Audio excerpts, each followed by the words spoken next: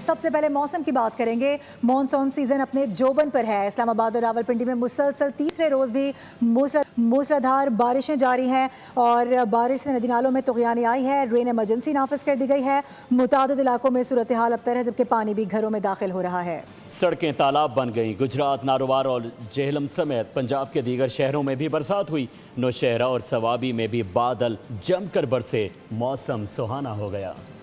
جڑواں شہروں میں ساون کی جھڑی لگ گئی۔ اسلام آباد اور راولپنڈی میں وقفے سے موسلادھار بارش کا سلسلہ جاری۔ نالہ لئی کی سطح بلند، خطرے کے سائرن بجا دیے گئے۔ رین ایمرجنسی نافذ کر دی گئی۔ جہلم میں بھی برسات، گرمی کی شدت میں کمی آ گئی۔ اٹک میں سرمئی بادلوں کے ڈیرے۔ نوشہرہ میں بھی باران رحمت سے موسم خوشگوار ہو گیا۔ سوابی میں بھی بادل جم کر برسے۔